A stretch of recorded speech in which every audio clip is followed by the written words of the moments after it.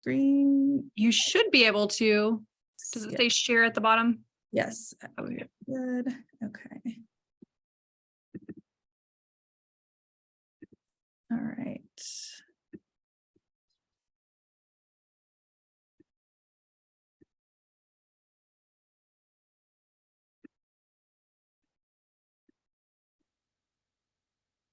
Okay, so hi everybody, and hi Jillian. I hope that at some point in the presentation we can get to know each other and learn a little bit more about what interests you about anthropology and answer any questions. And Professor Tripp and Professor Fong, please feel free to ask any questions you think students might have, that later when they're watching they can get those questions at least asynchronously responded to.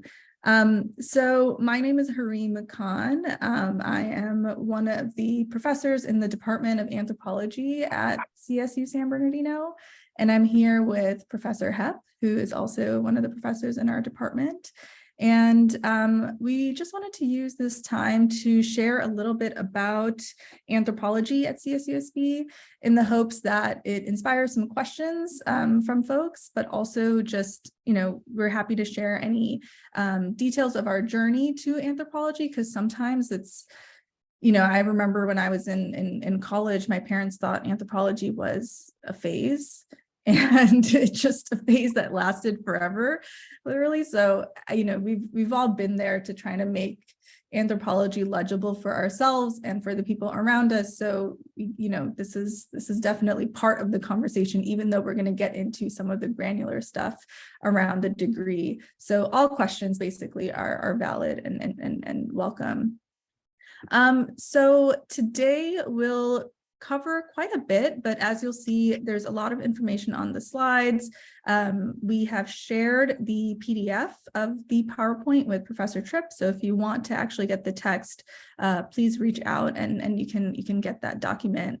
But this is sort of the arc of today's conversation. We'll talk a little bit about our campus, and then we'll get into some of the degree requirements, and then end with what kind of experience you can expect at CSUSB in the anthropology department.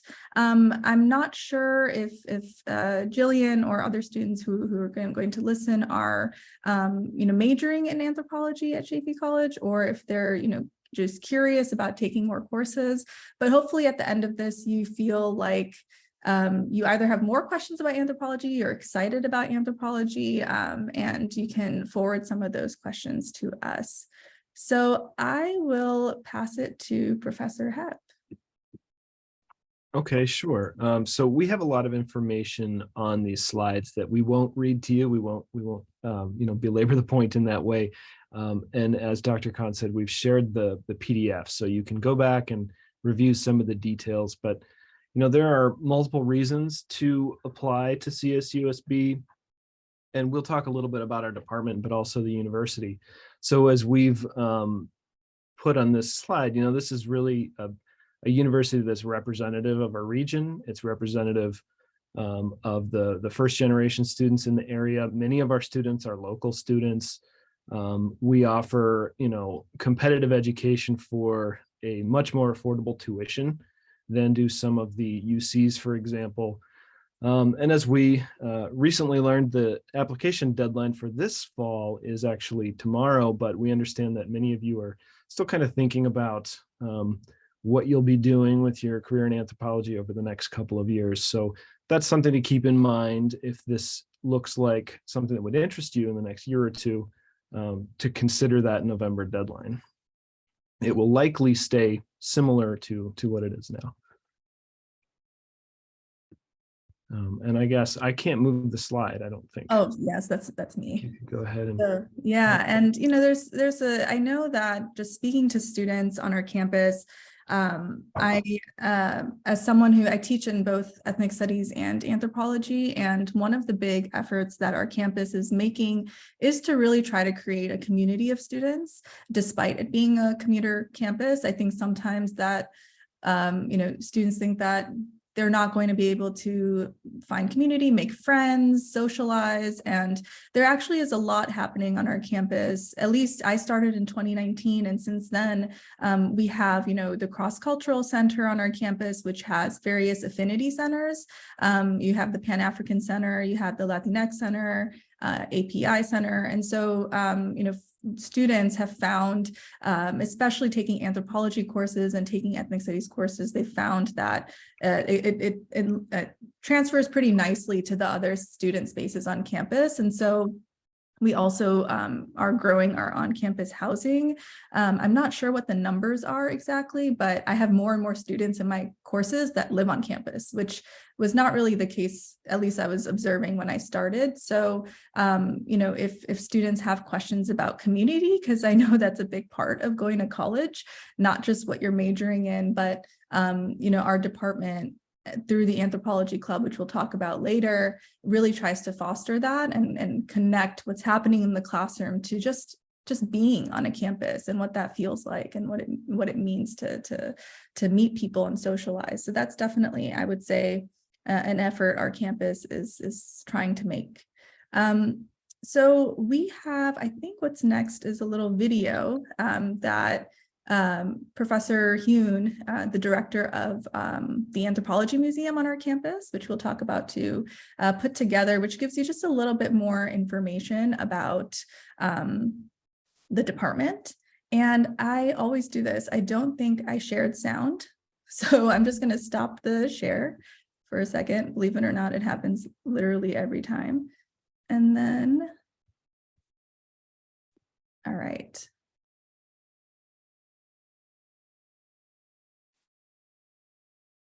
All right, so you all can see, right, the video? Yes. Okay.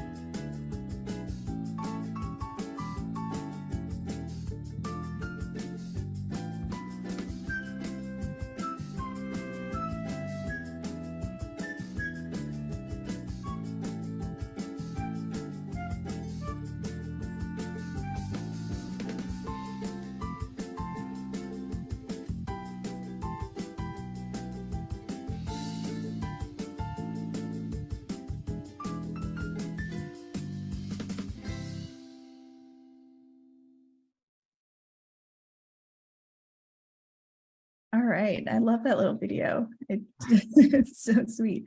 So yeah, I mean, I know we have one student here, and I'm wondering, I know that, feel free to jump in and Jillian and share anything that you have on your mind or sort of what brought you to anthropology. And Professor Tripp and Professor Fong, we also want to make sure this presentation is geared towards what students are going to be most maybe nervous about or most excited about. But we can, I guess, go through some of this information. What do you think, Professor Hebb? So I think we probably shouldn't read everything on all of these information slides, but I do think this could serve as a useful document for someone who's really interested in transferring. So some of the information we have here is the sort of stuff you will want to know if you do choose to transfer, and the sort of things you'll need to graduate. So a few things to keep in mind, in order to pass a class at CSUSB, and I think this is a pretty standard thing, that means having a C- or better. When it comes to transfer courses, we have a pretty established way of doing that. And in fact, the chair of our department, Dr. Nee Warner, is sort of in charge of our transfer credits, but many of our students come from, transferring from a local community college. So that's something we're very practiced with. We're very familiar with all the courses you will have taken as part of an associate's in anthropology at your institution. So there's a prepared pathway for you there. There's some other reasons to consider the GPA minimums, and in fact keeping them above that, and that includes opportunities within the department, which we'll be able to talk about, things like honors within the department and so forth. So I think that if you are in good academic standing where you are and are prepared to transfer here, you'll be in good shape. In my experience, when I've looked at the transcripts of some of our graduating transfer students, I don't see evidence of a struggle to adapt when they get here. It looks to me as though when they get here, they are well prepared by the local community colleges, and their GPAs stay up and in fact in some cases go up. And so there's no reason to sort of be concerned about the additional academic rigor that you might expect after transferring here for your BA in anthropology. You'll be well prepared. What else do we have? So these are some of the things that are university requirements. So as part of our transition to the semester system, we also redesigned the general education program and redesignated which classes apply for that. So these are some requirements of what the university wants to see in terms of your total semester units when you go to graduate. Of course, some of those for you coming from a community college, some of those will be transfer credits already. There is a minimum of the number of courses you need to take on this campus, and I don't know if I see it. Yeah, a minimum of 30 semester units here on this campus. It's counted as a class that you passed if you got above a C- or above on that. And then there are a few sort of general requirements for everyone, including the upper division writing requirement, the history, constitution, and California government requirement, which may be a new one. And then a few other things. And all of this you can find on, usually when I'm looking for some of these details for our campus, it's just Google it. and there's your URL there at the bottom. So we should probably move on and talk about some of the specific things that the department offers.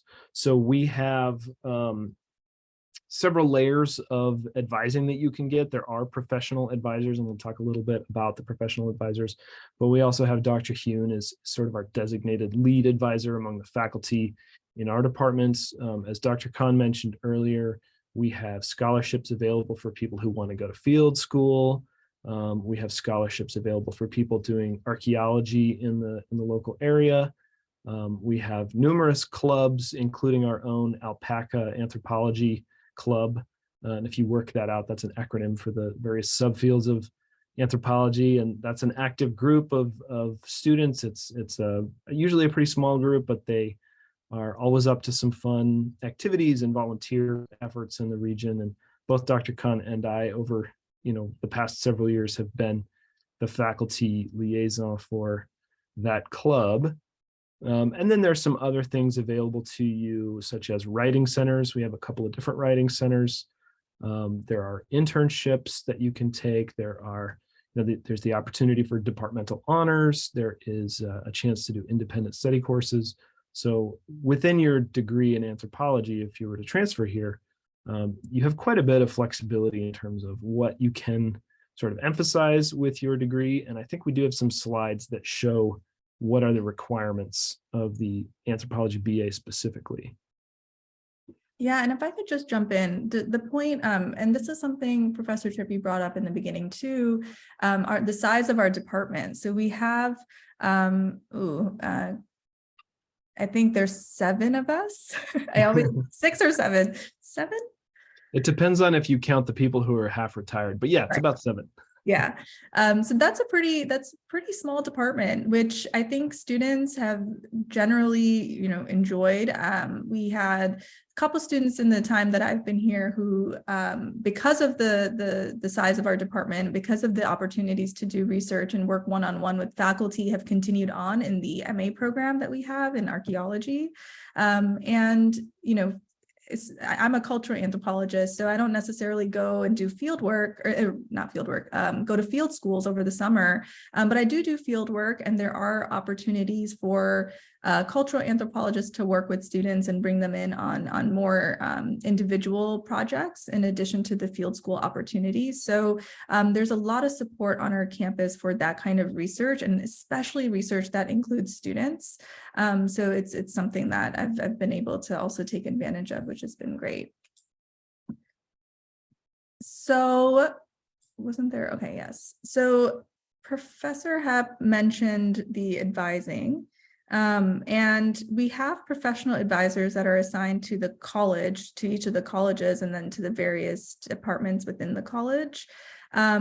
They are, from my experience, pretty great in terms of just sort of knowing the details that, for example, I might lose track of. And so they really help students identify, the number of credits they might need, what courses can, and also because our department is small, I know on occasion Professor Niewarner, our chair, has, spoken with students in order to substitute courses or figure out kind of a roadmap and a plan to graduate with the degree. But I don't know, Professor Hepp, if you wanted to add anything to the advising. Yeah, I think some of this is more important for a student who's already starting here and how the advising holds work and so forth. But I think this is useful to show you that there's multiple tiers of people who are here to help you navigate the bureaucracy, right? So there are dedicated advisors who that's what they do. And then among the faculty, we also individually hold office hours every week, just like your professors do. And we have, we can advise you not just on courses that you should take and so forth, but also longer term career goals, field schools. I was just doing that today with one of our best students. So the point here is to show you that there are multiple layers of contact with faculty and administration. So this is an example of a transfer student academic roadmap that gives you a sense of what your first and second years at CSUSB could look like. Of course, there's a lot of room for electives. There are opportunities to move some of these around, even though we don't have to get into it today, but there are specific courses that are only offered during certain semesters. So again, with the layers of advising that we have, for example, Professor Hune sends out regular emails around, okay, this is your time. If you are in your last year, you have to take this class this semester. So you're not kind of just left to figure it out on your own. But there are, certain strict, expectations of sort of when you take some of the courses here. But this is just an example. And again, it'll be shared in the PDF that we circulated, but we won't go through the specific courses here unless folks have questions.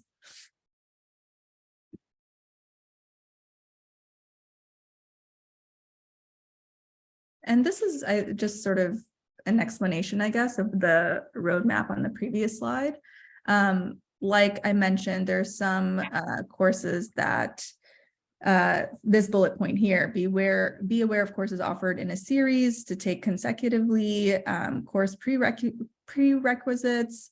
There's the capstone and GE requirements. So it's a lot of information here, but just know that, if you decide to come to CSUSB, before starting, you will have the roadmap to work on with your advisors. We also have an anthropology community page on Canvas that students are invited to once they decide to join the department. And in it, there are just an abundant number of resources that students have access to. So not just the roadmaps and the advising schedules and so on, but also more exploratory kinds of pages where students can really sort of reflect on what it means to have an anthropology degree. And now what do I do with this? And so the roadmap is not just, in my head, a lot of this, the conversations that I'm having with students is absolutely about advising, but it's also about, what to do with this. And I think that kind of more qualitative, conversational, career-focused support is also embedded in the advising that we do, in addition to, of course, making sure that the courses get completed. But yeah, anything you want to add, or should I keep it moving? Let's see what else we have on here in terms of maybe some of the details of transferring. So some things to keep in mind if you do plan to transfer. Your community college transcripts will be part of that application. The reason that we mention here a recommended 3.0 minimum instead of the university required 2.0 minimum for your GPA is to open up some other opportunities for you. We have, particularly if you have any interest or develop an interest in going to graduate school, we have funding that can help you go to field school. If you want to get involved in archaeology as a career path or go to grad school, that field school will help you. We have multiple different kinds of financial support and field school support, and the opportunity to earn departmental honors. And that honors program will involve writing a thesis, which again would be great preparation for graduate school. And it comes with a 3.0 GPA minimum. So it's for our most sort of active and engaged students. But I've seen personally over the years that students who may have come from another background, come from another major, and even kind of struggled early on with that other, and then later discovered anthropology, their GPAs have shot up. And one of our current graduate students had a background just like that. He came from another major and it wasn't going well for him. And you can see it on his transcript when he discovered that he loved anthropology. And so if your GPA is low, I wouldn't take that as a sign to give up now. I would take it as a sign that maybe you're just discovering the thing that you love in anthropology. So we have a few other things that have come up. If you apply for a FAFSA, there is, I've been surprised over the years. I've been here, this is my 7th year now, over the years at Cal State, just how many different little pockets of funding we have available for students, small grants and so forth.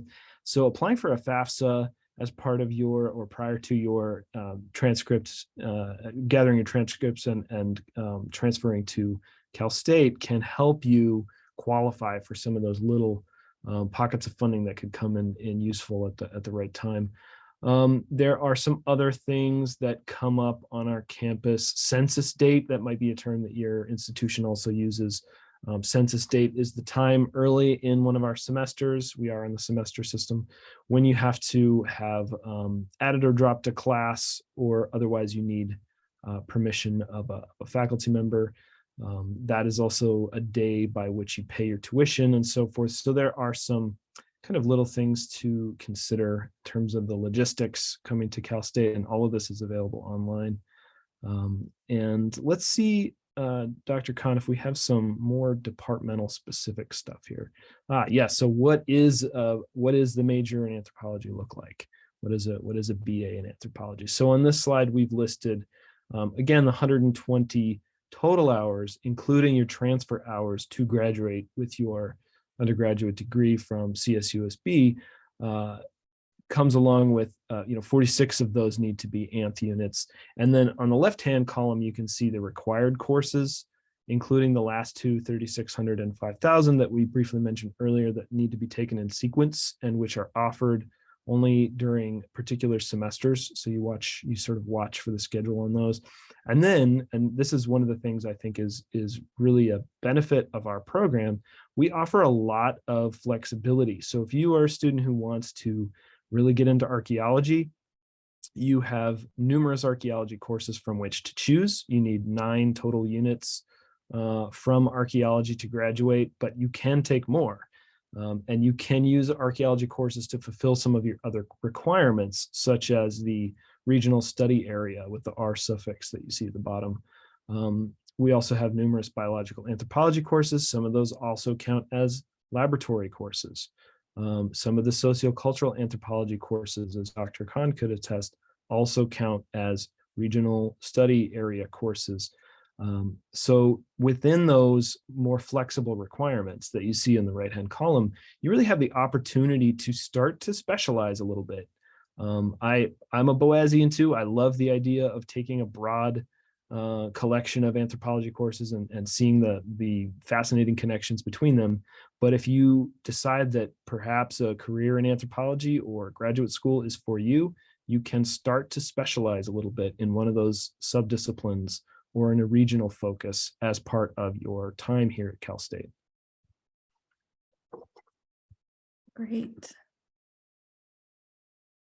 So this slide just contains some tips if you decide to come to CSUSB, and especially if you decide to major in anthropology on our campus. Similar to what Professor Huck was saying previously around just flexibility within the anthropology degree. Also, when you are trying to fulfill the university requirements, there are some courses that, for example, count for the major and also count for GE requirements. Right now, we're actually, I'm trying to put through one of my upper division sociocultural anthropology courses titled The Anthropology of Asia through the GE program. And so hopefully beginning next year, it's going to qualify for a GE requirement. So you can, kind of take that one course and have it count for 2. And again, this is where the advisors will be really helpful, because there are all these tricks and sort of methods to have courses count and fulfill the requirements and really take what the kinds of courses you want to take. That's really the point of college. So we already talked about the required courses for the BA. If you are taking anthropology courses now, those will obviously count for when you transfer over. So if you haven't taken intro to sociocultural anthropology, intro to archaeology, those would be the kinds of courses to take now. You also want to maybe think about what upper division lab you want to enroll in. There are some options that if you check out the catalog that we'll link to in the PDF, you can explore those options. And some of this is repetitive. We already talked about the required courses in a sequence, and then the roadmap. So just some tips to just keep in the back of your mind as you're exploring whether or not you want to pursue this major on our campus. And there are other opportunities. If you decide not to major in anthropology, we definitely have, I don't know the numbers, but we do have students who minor in anthropology as well. And we also have students that double major. So those are all options available to you all as you continue exploring. We have Professor Hepp talked about honors. And this is really, I haven't had the opportunity to work with a student in anthropology working on an honors project, but I've heard about it from other colleagues, and it just seems really exciting, and to sort of design your own project and get that one-on-one feedback from an advisor, and then also have a committee that reviews your thesis, looks over your thesis, and kind of helps you prepare graduation or grad school materials. There's a student that I'm working with who's part of the Mellon Mays undergraduate fellowship.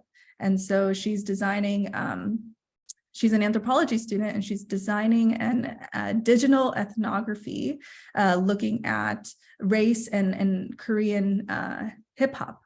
And so she's doing this really cool project where it's really all digital media, and we're working together to read about theoretically and methodologically, what does it mean to do ethnography in the digital space? So there's a whole sort of breadth of opportunities to really figure out what you want to do and then design your own unique projects to execute on some of those research questions.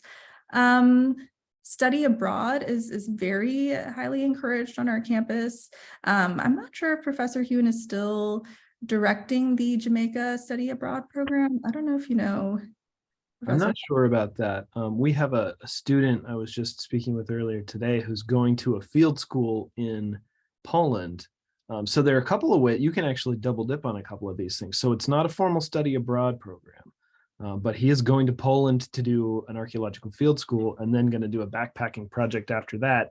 And because of the funding we have to offer for field work, he's likely to get that trip largely paid for through reimbursement by the department. Also, when I've taken, so I do archaeology in southern Mexico, and when I've taken graduate students with me in the MA in Applied Archaeology program to do their thesis work in Oaxaca, Mexico with me, we have set that up as a study abroad program. So that was another opportunity where they had that trip paid for and got their master's thesis completed. So that's an additional level. After you're here and learn more about our BA, maybe you can consider the master's in applied archaeology as well. Yes, and we do have students, right, that go directly from the BA to the MA and then consider getting their PhD. So that's definitely something we encourage and support our students with. Last little pitch for our Alpaca Club, which I have no idea when it started, but since I got to campus, it's been a really nice community of students who are really curious about anthropology. And of course, COVID impacted those numbers, but I've seen this year with our new faculty serving as the faculty advisor, kind of how this community is reforming after being digital and virtual for a couple years. And so there have been really interesting events around, some of the questions that I'm sure all students have around what do we do with an anthropology degree? And so for this panel, Professor Hepp was on the panel. We also had somebody from who works in museums. And then we had a cultural anthropologist who's in the film and media space to kind of show, okay, well, just because you have an anthropology degree doesn't mean you have to get your PhD. It doesn't mean you have to follow these specific pathways. There's a lot of, the daunting part is that there are a lot of options. And so we try to, even if we haven't followed those paths, we try to, students try to organize these kinds of events that explore those questions. So we wanted to make sure we pitched Alpaca to the folks who are going to watch this. Just as a bit of trivia, I believe Alpaca dates to at least about the mid-1980s. Oh, whoa. Yeah, it's been here since Dr. Russell Barber, I think, helped get that started with Dr. Francis Berdan back in the 80s. With the name Alpaca? I think so. That's great. Okay, well, I'm learning something new too. So that's about it. I know we talked for a while and there was a lot of information, but again, this will be shared, and hopefully if folks have questions, Professor Tripp and Professor Fong, you can of course share our contact information and our email addresses if students want to reach out to us directly, or if you all want to reach out to us at any point, that would be very welcome. And I'll stop the share so we can get back to this.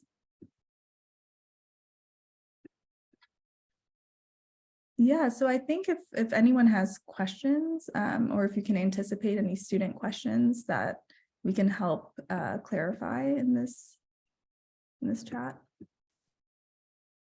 If you have any questions, Jillian, I'll let you go first, and then Professor Fong and I can jump in if you're still thinking, or if they've provided enough info. So I'll mute myself for a second in case you'd like to ask first.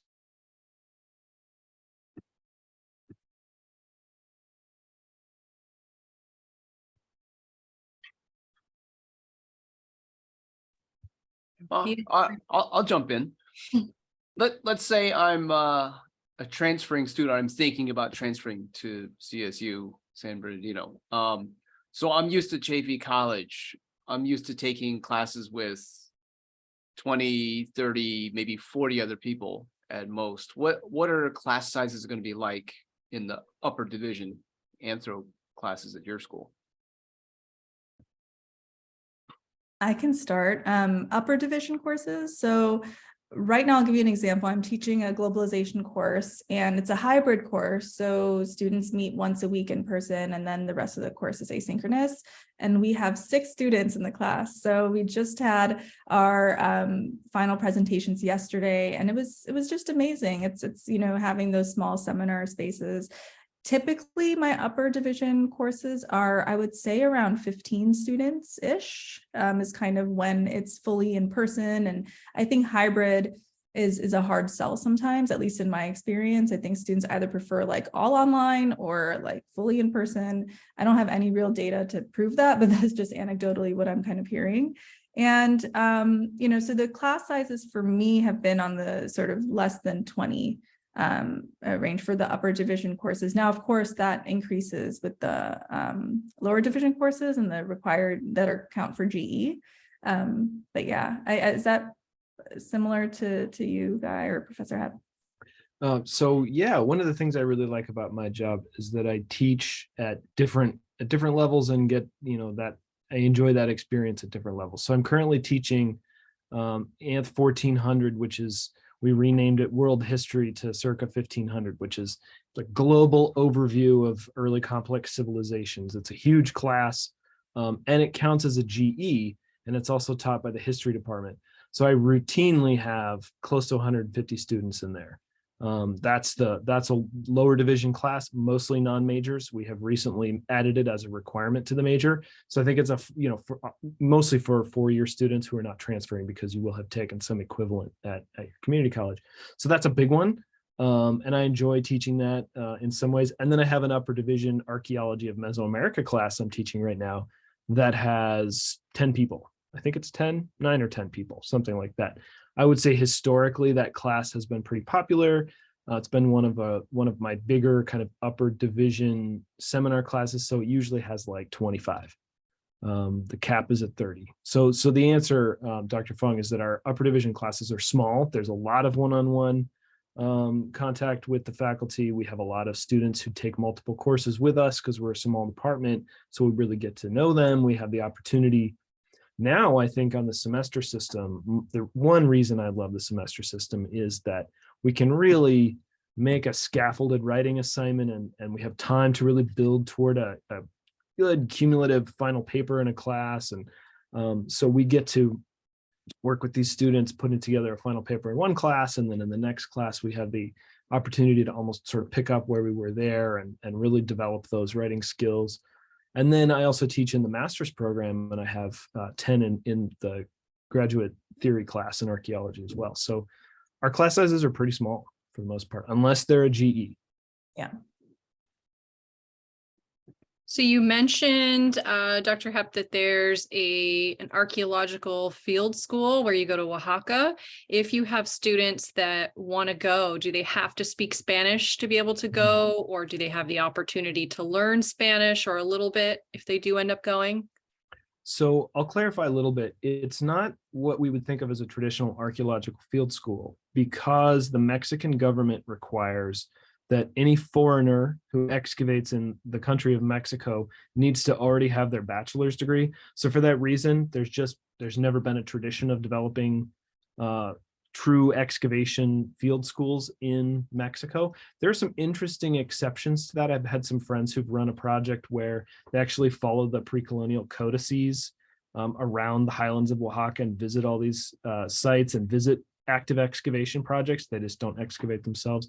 I've taken graduate students with me to Mexico who already have their BA, and no, they didn't have to speak Spanish. They were, we rent a house in in Oaxaca City, in the city, and they, learn some over time, but it's, we're together as a group for the most part. So it's not like I'm just leaving them at the bus stop when we get there. But there are other field school opportunities in Mesoamerican archaeology that we would help a student pay for. So for example, we've sent students to field schools in Belize, I think, and I know another one of our students took one in Peru. and then we're able to apply for fieldwork scholarships from us. There was one in Hawaii too, right? That was. I don't know about a field school in Hawaii. That would be really cool. Our former student who came from a local community college, may have even been Chaffey, I don't recall, I'd have to look it up, was a student here, really strong writer, great student. Then he reapplied and did his master's here. And then he also went on to a PhD program at the University of Hawaii. So he's a real success story. He came as a transfer student, and he's getting his PhD as an archaeologist now. Mhm.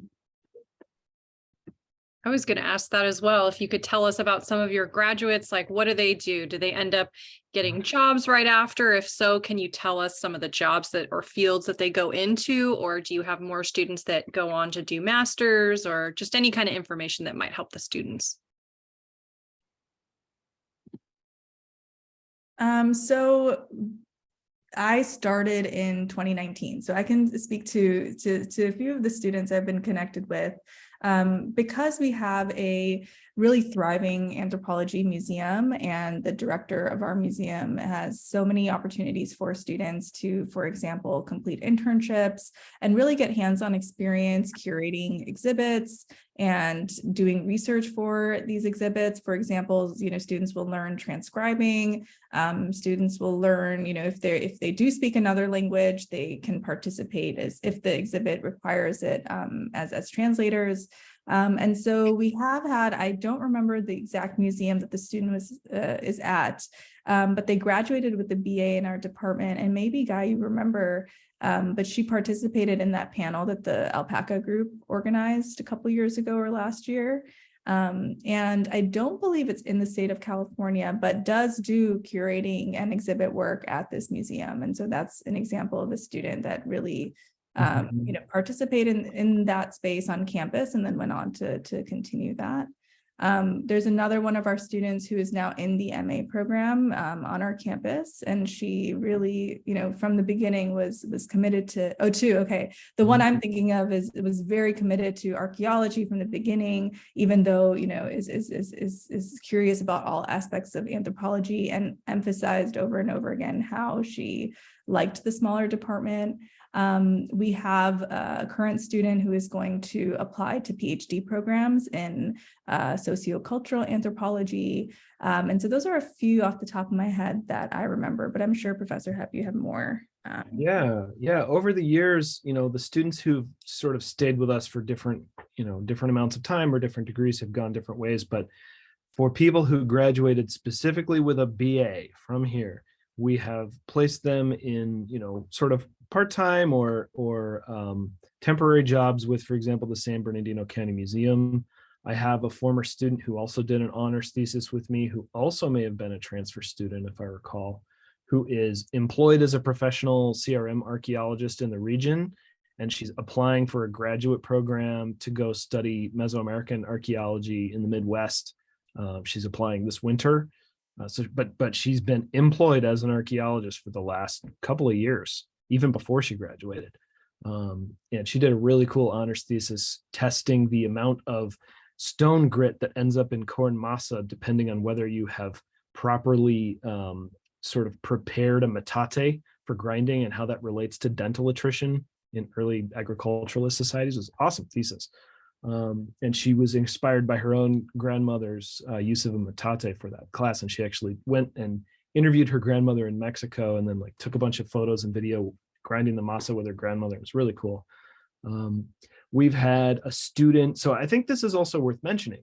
Not everybody has to go on in anthropology specifically in order to benefit from anthropology. So a former president or vice president of Alpaca, who was here before Dr. Khan was hired, really nice guy, interested in anthropology, but didn't see that as necessarily his ultimate career path. He went on for a master's in, I think it was community planning at another Cal State. We've had one of the students who was a great student when I first came here is now a teacher locally, and has received her master's for teaching. So we place people. And then when a student graduates with their MA in applied archaeology from here, To my knowledge, every single graduate from that program has found, permanent work in archaeology. So yeah, I think that is it's a sort of an urban legend that if you pursue anthropology, it's just a phase, or there's no jobs or something. Like, I'm not aware of anyone who didn't go and find some career that they were interested in. It's true that the academic world for anthropology can be difficult to find academic jobs. And I don't mislead people about that when they tell me that they want to go to grad school or pursue a PhD, but there is employment. Mm-hmm. And I think that's something that as a department, we're also, trying to advise students on those opportunities as well. I just had in my anthropology class, I had a student who wasn't a BA in anthropology, but did get their BA from CSUSB, who received his MA in the Globalization and Social Sciences program on our campus, which incorporates an anthropology sort of track. And so he came and talked about anthropology and how he's able to use it to do he worked at AmeriCorps for a year and did climate change advocacy and climate change work, and now is employed with an organization that maps out US parks, and particularly parks in under-resourced and marginalized communities, looking at tree shade, and really sort of ethnographically tackling some of these bigger questions that I think all anthropologists engage with, right, through their research. So even though, you won't necessarily always see a bunch of job postings that say, we need an anthropologist, you will, find a place for the kinds of anthropological inquiries and curiosities across so many different jobs and opportunities that aren't just, like Professor Hepp was saying, academic. That reminds me, and I'm searching my email to find it, but I'm aware of at least 2 former CSUSB undergraduates, including one who graduated in the 80s, so it's been a while, who are now professors of anthropology somewhere.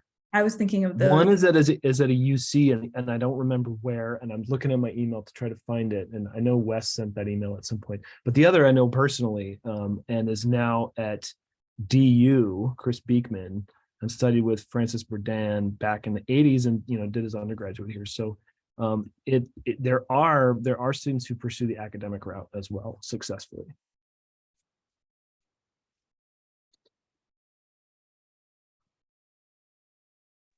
So you mentioned that the cost is very different from UCLA, that students can save a lot of money. That's obviously a big pull, I think, but can you tell us some other things that students love about either Cal State San Bernardino or the campus? Anything you can think of?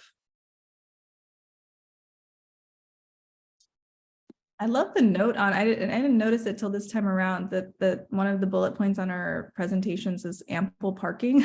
Like, yeah, I never thought that that would really do have ample.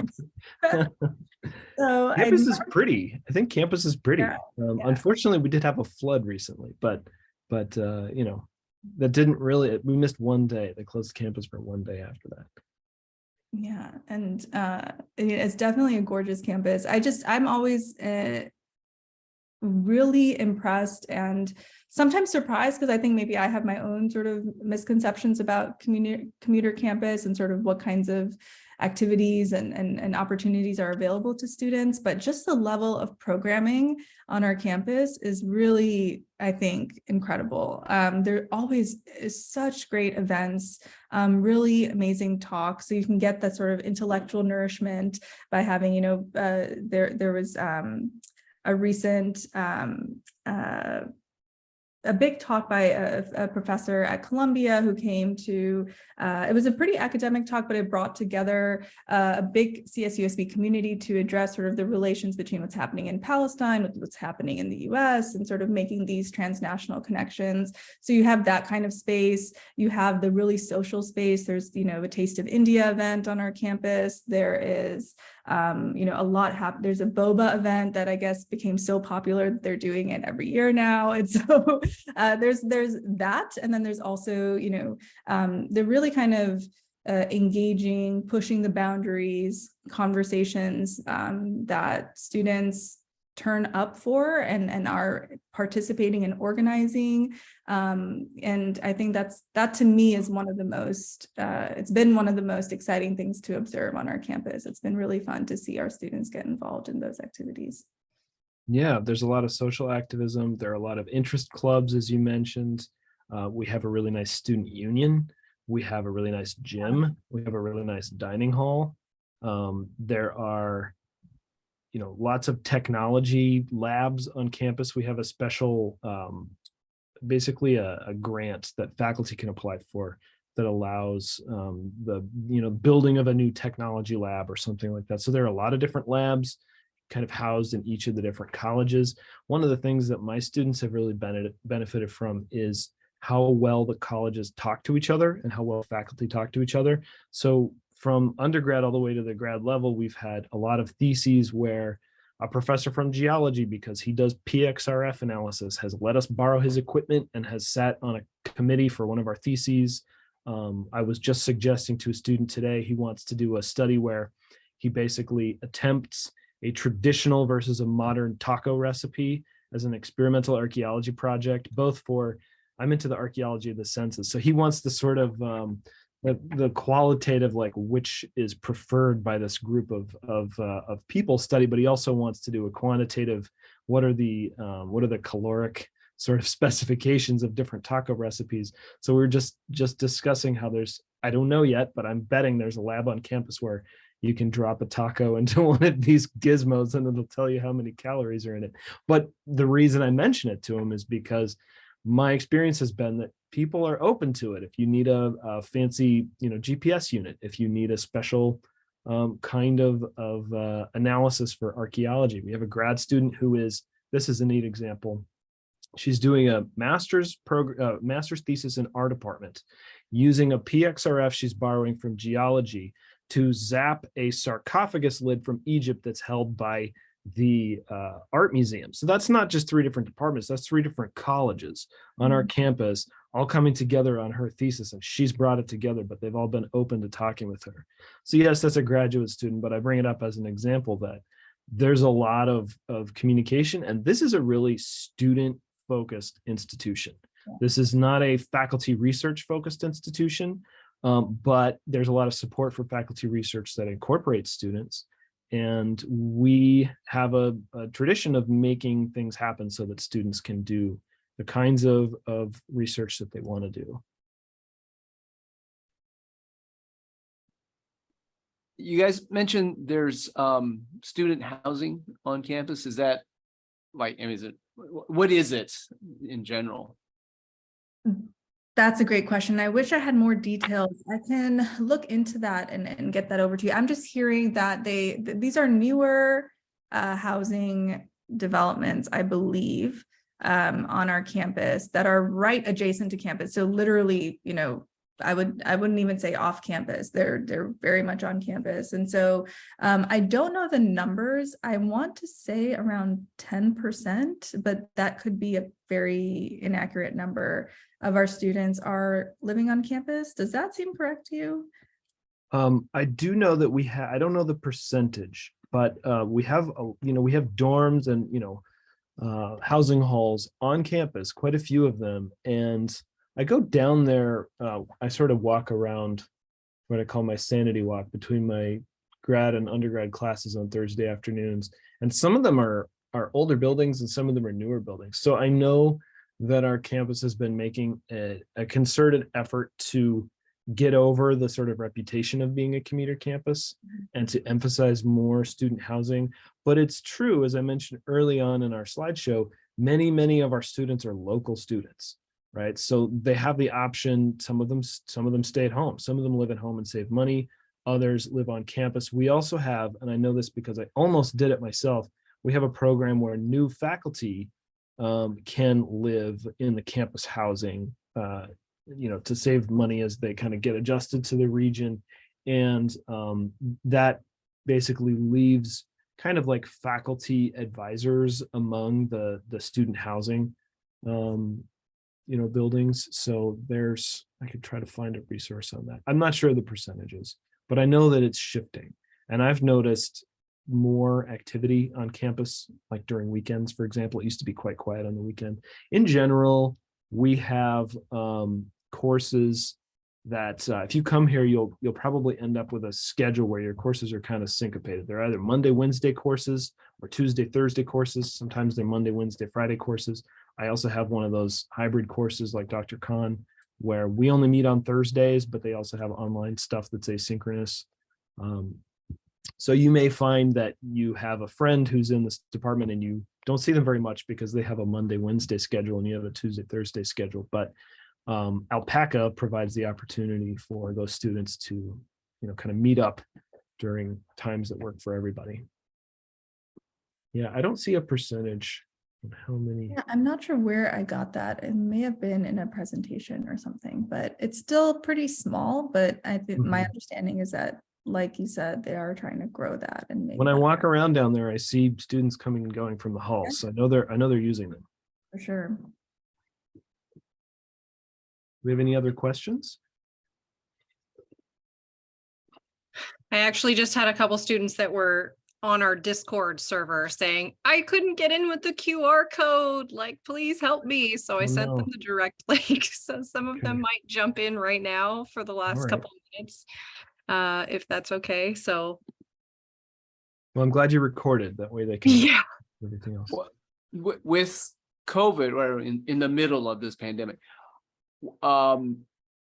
are you guys, I know you mentioned you have some hybrid courses. Do you have some in-person courses? Do you have online courses, or you've got a mix? What's it like at your school? I think that most of our courses are now in person completely. My personal mix of courses, it sounds like this is similar to what Dr. Khan has. I have one of each. I have a fully online course right now. It's my really large one. And I built that largely during the pandemic, and it's working well as a model. So that's continued that way. I have the hybrid course where we use our Thursday sessions kind of like a recitation or a lab section.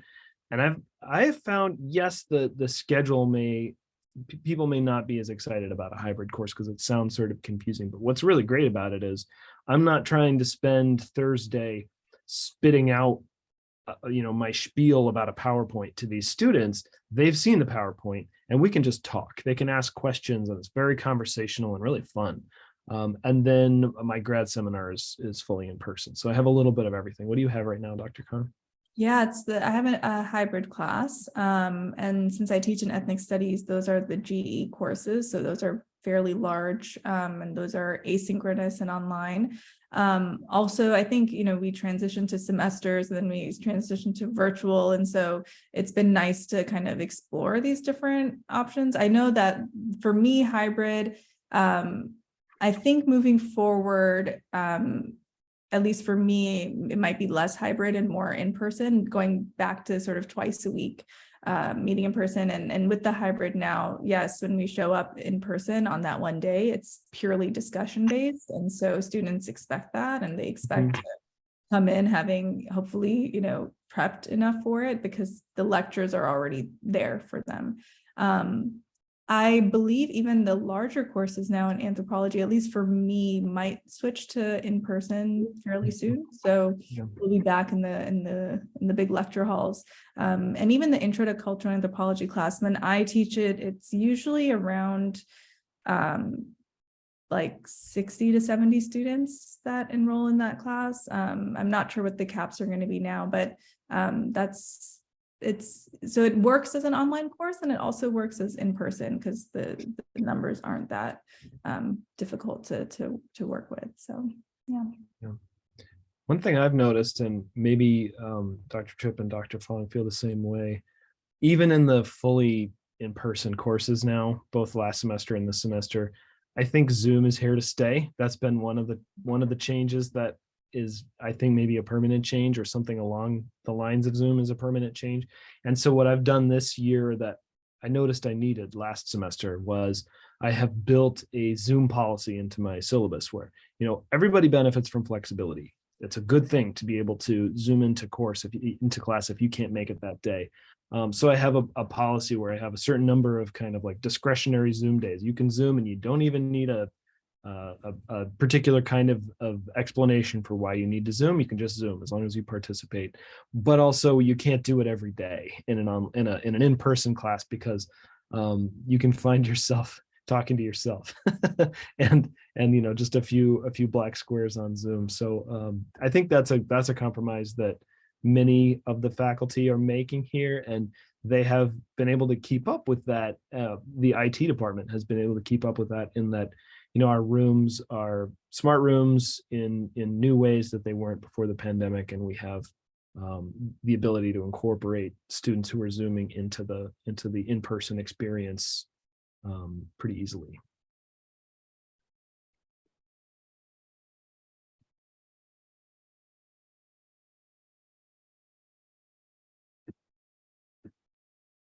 Just telling a couple of them that I am recording. For some reason, there's 2 students that are just not able to get in. I don't know what's happening, but at least we are recording so that they will be able to review this information. So I apologize. Looks like 1 student is joining right now. So Misha just joined us. So any students you may have who are interested in a particular class or a particular subfield or something, we're really easy to find. You can go to the CSUSB Anthropology page and find the faculty profiles. You can find our office hours. We strongly recommend that you email faculty rather than try to call on our office phones.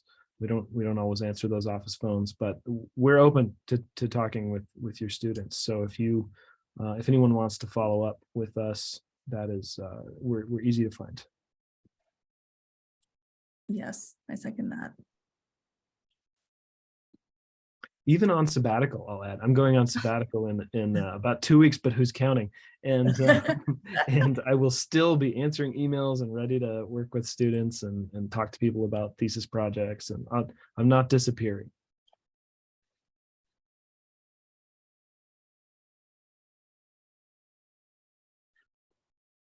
I don't know, Jillian, did you have any questions that you wanted to add? You can type them out, or did we kind of help answer or ask some of these questions for you?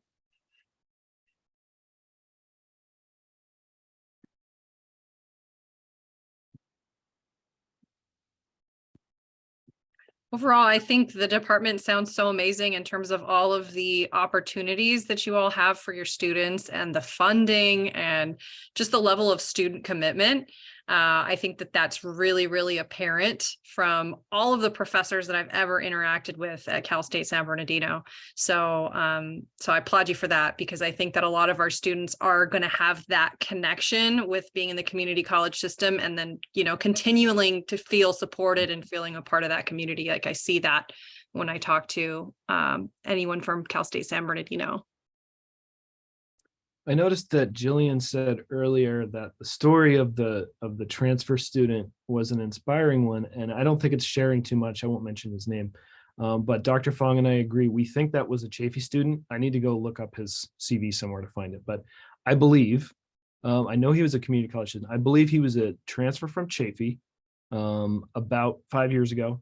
He came here, completed his BA, may have also done an honors thesis as a part of that, reapplied for his MA, completed that successfully, and then applied successfully for a PhD program and is doing great in that, and excavating in Hawaii, excavating in Mesoamerica, in southern Mexico, and so forth.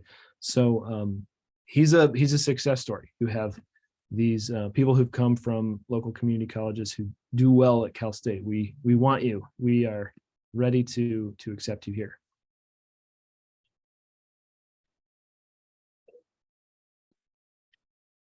Angela or Misha, did you have any questions before we finish up? I know you kind of missed some of the beginning, so you'll be able to review that recording, but if there's any burning questions you have about Cal State San Bernardino, majoring or minoring in anthropology, they are here to answer your questions live.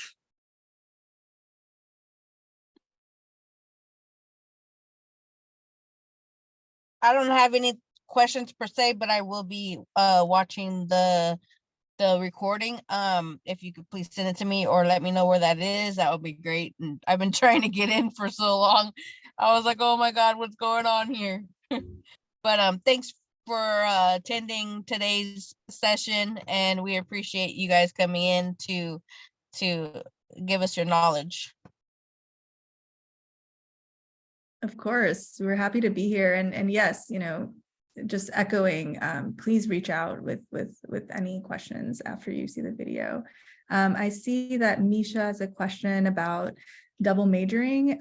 Yes, definitely. So we had a student who was actually president and also historian or vice president of Alpaca the last couple of years, who double majored in anthropology and history and wrote a really interesting thesis that was at the intersections of those disciplines. So that's definitely something you can do, and it's encouraged, especially if you're trying to design a project that's exploring different fields and different theories and methods. So yes, and you can minor as well, but of course we would love to have students majoring and double majoring in AMP. Yeah, I'm pretty sure I know who you're talking about, and he double majored and he also graduated with honors. Yes. So that's totally possible. There was a little, and I think he got a fellowship. I think he got some kind of a Wenner Gren fellowship to help support his time as an undergrad or something, and he's gone on to a grad program. He's You know if he was a transfer student? I'm not sure, and I know, and I think he's at CSU Long Beach now. Okay. In an MA program, and so there's different trajectories, but he was definitely someone who loved anthropology and also really loved history and was able to explore both. Yes, Jillian, we'll have you. No hate on nursing. That's great, but yeah, please, explore the links, explore the file, and happy to stay in touch. And even if you double major, it'll be so useful for you in nursing to be able to combine both of those aspects. So either or, Jillian, you will be, and Jillian's one of my students. She's a fantastic writer. So excellent. Actually, I did have a question. Yes. I'm actually a business major. A small business major and international business major. I was one, and I recently, well, I'm actually a club vice president. So I was wondering, I've been in the club for a little while, and it does strike my interest, because it's ancestral kind of thing. I think the one that kind of strikes my interest most, I think it was probably like the forensic based kind of most of it. But I was wondering, I know that you guys probably know a little bit more about this than I would. I've always told myself that I feel like every single degree fits in business somehow, but because I feel like it all connects somehow. But I'm wondering from your guys' perspective on how would a business, international business and stuff like that fit into anthropology and per se, because in my mind it kind of fits. Well, to me, I feel like I fit everywhere, but in some kind of sense or another kind of sense. But I know it doesn't fit totally, but like certain parts of it, I feel like I fit. I just can't put my mind around it because I'm mainly into I took a lot of business classes, and this semester I barely took I'm barely in Professor Tripp's intro to anthro. So I was just curious on how and I'm almost finishing, but in like a year or so, I guess. But I'm just curious on how would you guys look at something like that?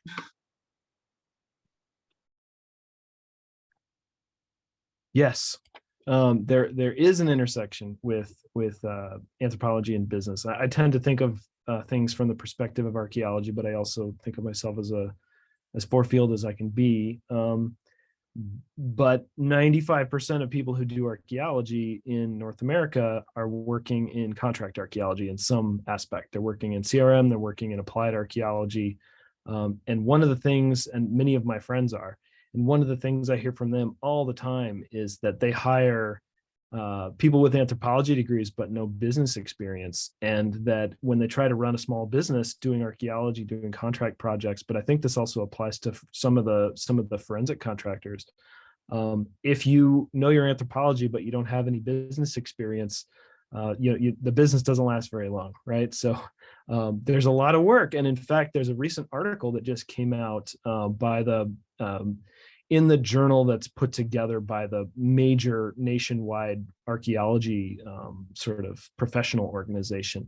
And the article argues essentially with things like the new infrastructure packages and so forth, that contract archaeology is only just now hitting its heyday, and that there's going to be a huge explosion of contract archaeology projects, contract ecology projects, all the sorts of compliance-based work that needs to be done whenever there's a development project. But forensic stuff is often, people hire forensic archaeologists or forensic anthropologists as well.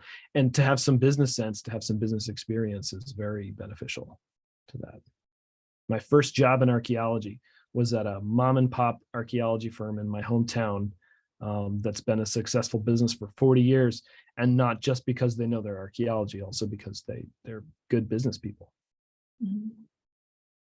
Yeah, and I know we're a little past time, but real quick, I mean, I can't speak to the archaeology side, but I have a lot of students in my classes, in my upper division anthropology classes, that are majoring in business, and especially international business. I know, Angela, you mentioned that.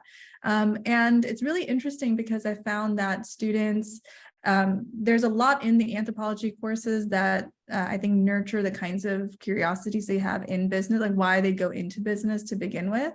And so I've had students right now, one of them was actually thinking of switching their major to anthropology because the questions that they were interested in, that they were exploring through business, were actually, like Professor Hepler was saying, it was actually more, they found more outlets to do the kind of research they wanted to do in anthropology. So for example, one of these students did a project in my globalization class looking at consumer responses to in the midst of COVID, how that shaped purchasing from different kinds of businesses, what kinds of, what draws them to support smaller businesses in moments of crisis. So it was really interesting, the kinds of projects that students who are interested in business could pursue using anthropological lenses. So I interact with so many students in those fields, so it's definitely a welcome space for folks from business and with business interests. All right, we're a little over time, and I want to make sure that I respect our speakers' times. I know you all are pretty busy, but I really appreciate the time that you took to put together this presentation, to answer our questions, and to allow us to record this to share with students in the future. I'll also share your email addresses for students that reach out. Does anybody have a last minute question before we go, or do you want to have a last minute pitch or anything that you'd like to throw out to our students? I might just quickly say, if you make an appointment with one of us and you want to see, for example, our lab spaces or the museum, and you happen to be in the region anyway, you can find our office hours on our faculty webpage, and I'm sure more than one of us would be happy to tour you around, show you the lab spaces, show you the museum, introduce you to anyone who's here on that day. So we'd enjoy meeting you. All right, thank you so much. I'm going to stop the recording now.